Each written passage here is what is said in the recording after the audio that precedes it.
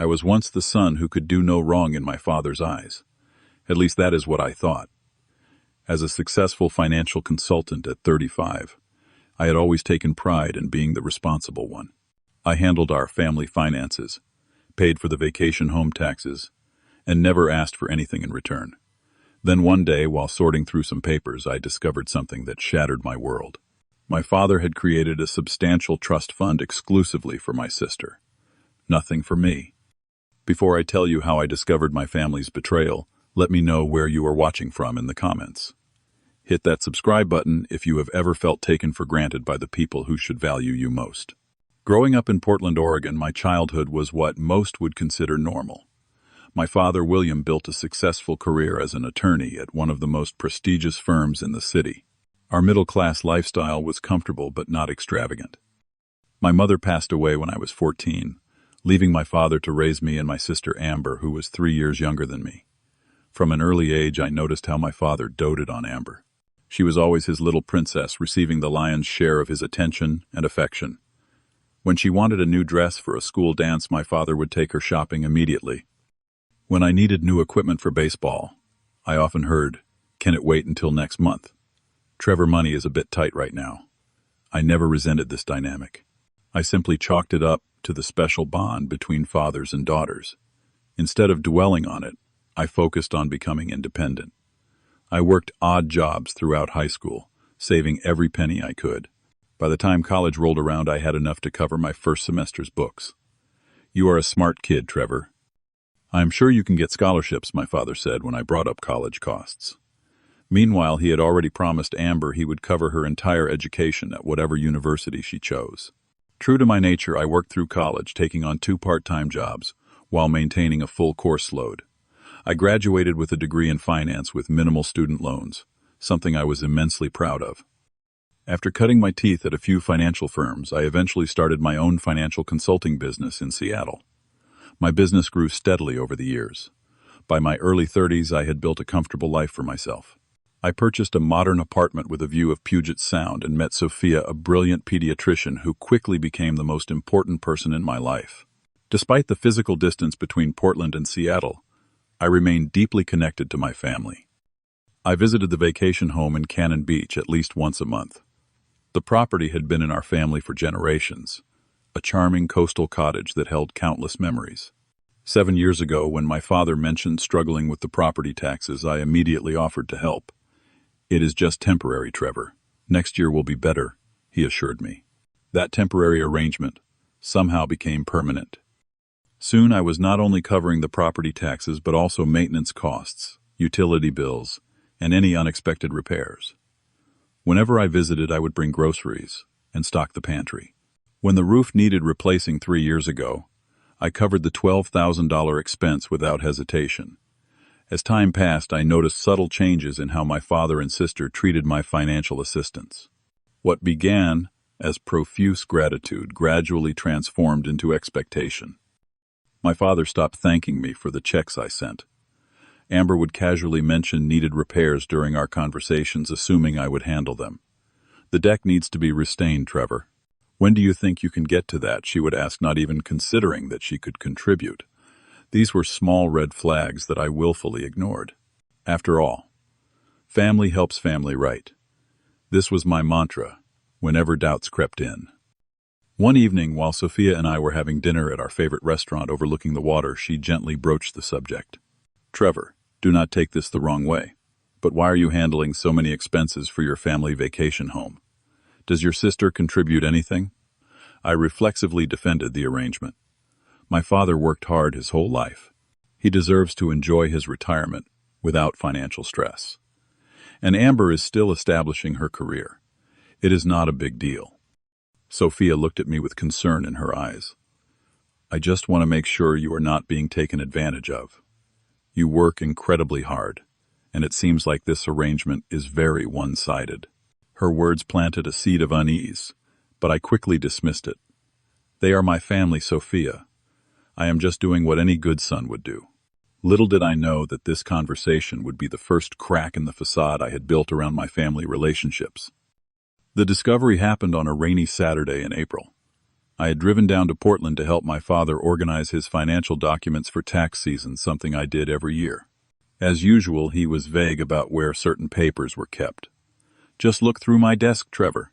"The property statements should be in one of the drawers," he said before leaving to meet some friends for lunch, conveniently absent when actual work needed to be done. I sat at his mahogany desk, methodically going through each drawer. In the bottom right drawer, beneath a stack of old magazines, I found a folder I had never seen before. It was labeled simply, "Family Trust." Curious, I opened it, expecting to find information about some long-forgotten family investment. Instead, what I discovered made my blood run cold. The documents detailed a trust fund established 10 years ago with my sister as the sole beneficiary.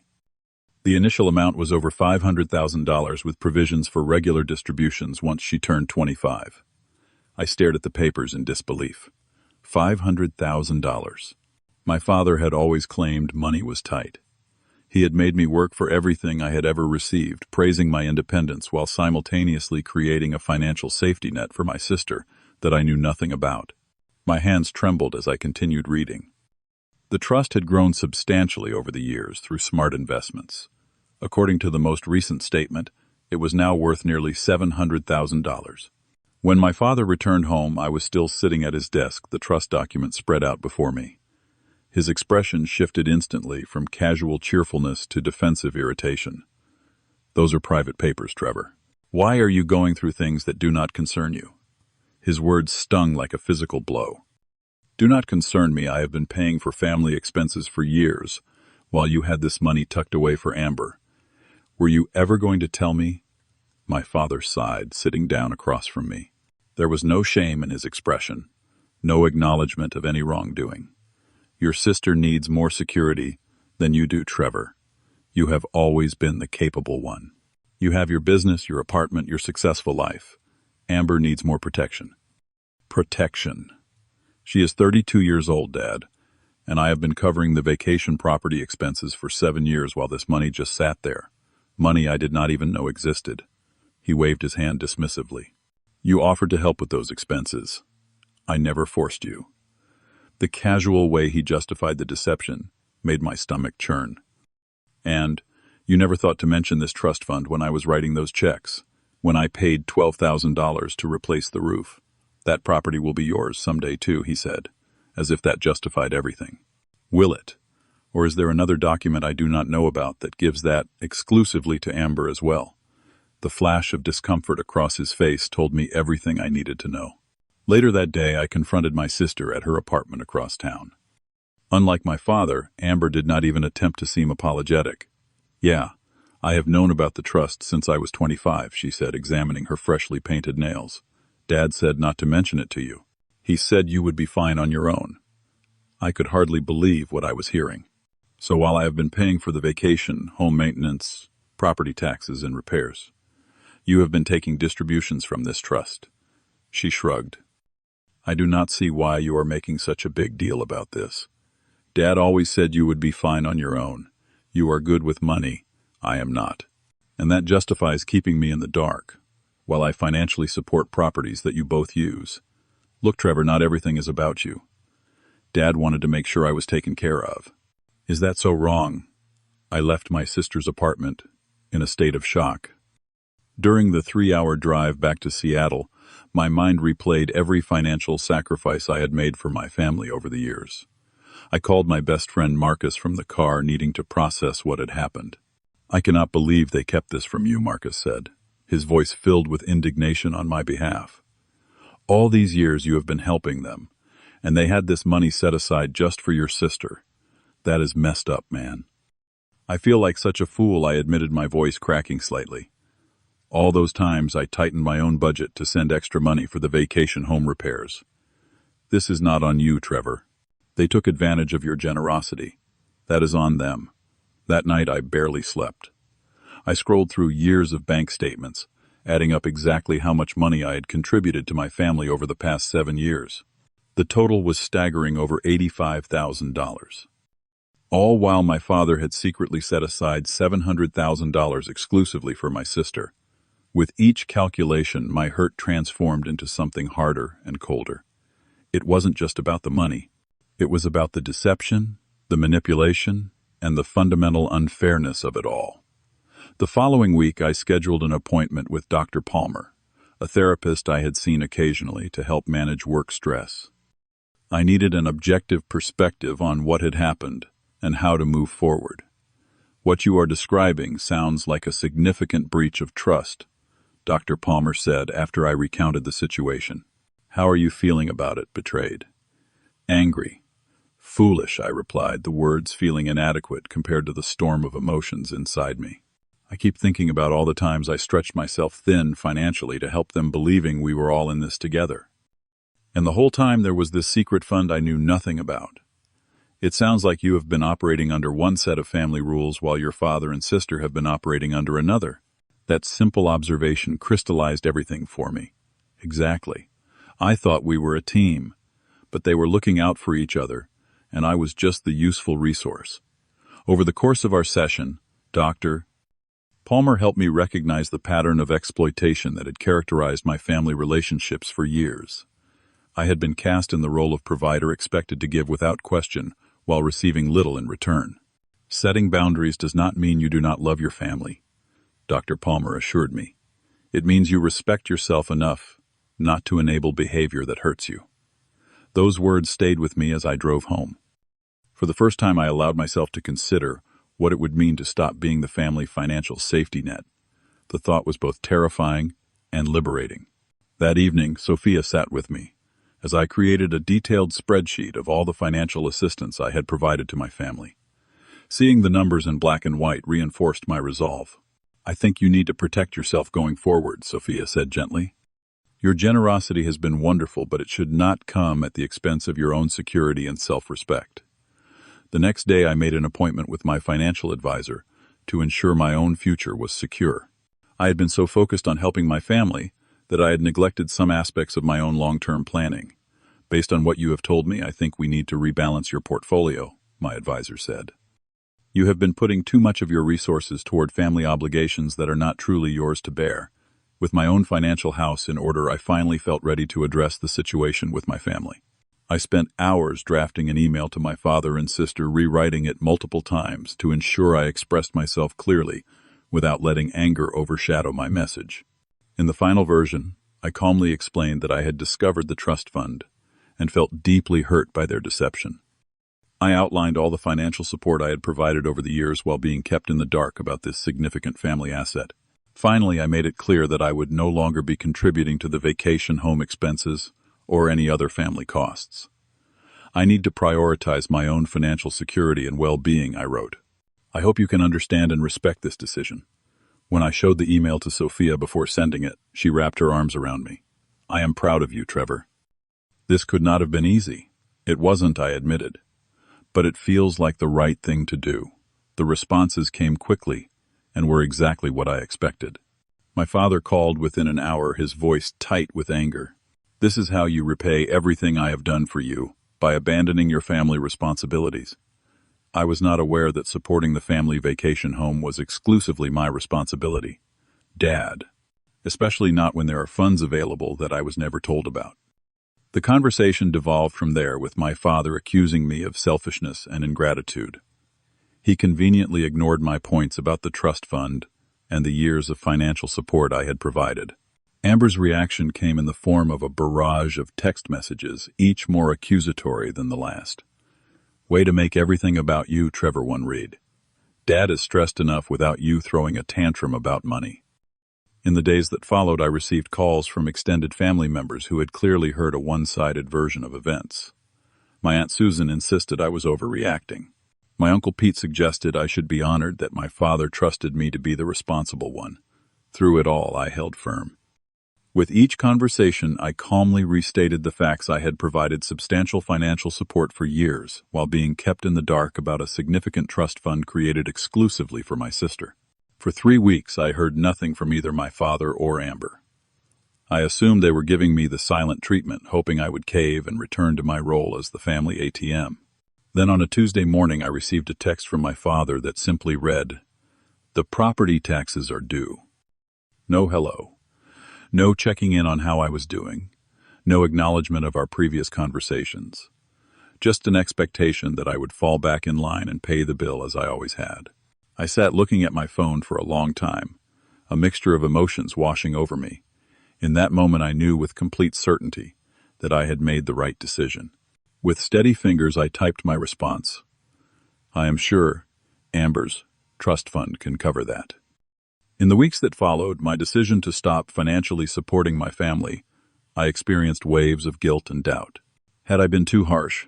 Was I overreacting to what they might see as a minor deception? During one particularly difficult night, Sophia found me awake at 3 a.m, staring out at the Seattle skyline. Second thoughts, she asked, joining me by the window. Sometimes I wonder if I should just go back to how things were. They are still my family. Sophia took my hand.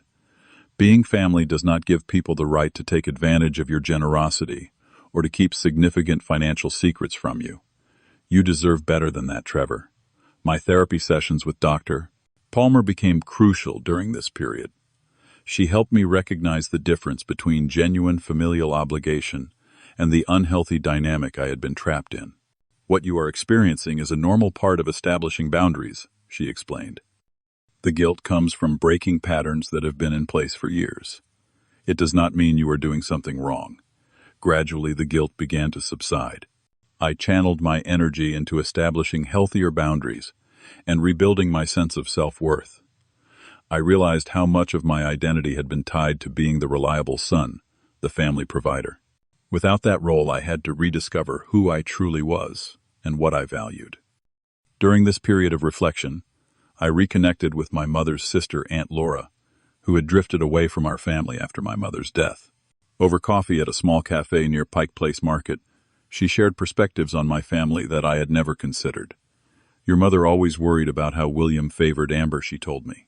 She tried to balance things to make sure you knew how valued and loved you were. After she passed, I saw the imbalance grow, but William made it clear my input was not welcome.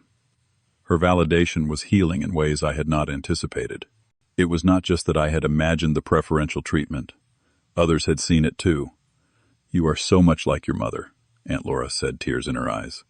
She would be incredibly proud of the man you have become, and she would want you to protect yourself, even from family who might take advantage of your generous nature.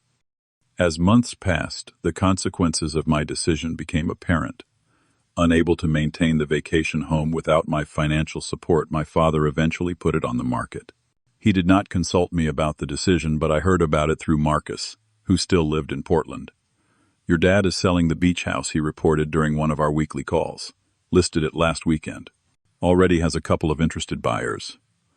I was surprised by how little the news affected me. The property that had once represented cherished family memories now symbolized years of financial manipulation. Amber, too, had to adjust to a new reality. According to mutual acquaintances, she had taken a second job to cover expenses that had previously been supplemented by my contributions or withdrawals from the trust which my father had apparently begun to restrict after the property sale. My own financial situation improved dramatically once I stopped sending money to support the vacation home. Sophia and I were able to take a long-dreamed-of trip to Japan. I increased my retirement contributions. We even began discussing buying a house together, something that had seemed years away when I was channeling so much money toward my family's expenses. More important than the financial benefits were the emotional ones. I no longer felt the constant pressure of being responsible for my father's and sister's comfort. I stopped checking my phone anxiously whenever it buzzed, fearing another financial demand disguised as a family obligation. My contact with my father and Amber became minimal but cordial. Holiday phone calls. Occasional text messages. When we did speak, I maintained firm boundaries around financial discussions. If either of them began to hint at money problems, I would gently but firmly change the subject. 6 months after selling the vacation home, my father called me on a Sunday afternoon. His voice sounded different, less commanding than I remembered. "I've been thinking about things, Trevor," he said, an unfamiliar hesitancy in his tone. "I may not have been entirely fair to you over the years." It was not exactly an apology, but it was the closest thing to an acknowledgement of wrongdoing I had ever received from him. "I appreciate you saying that, Dad," I replied, surprised by how calm I felt. Maybe we could have dinner next time you are in Portland, he suggested. Just to talk. I would like that, I said, and I meant it. Our relationship would never be what it once was, what I had always imagined it to be.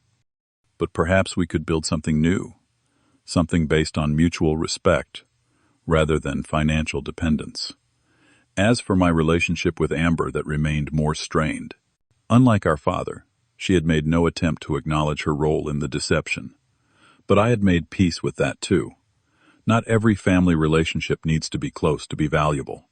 Through this painful journey, I discovered something essential.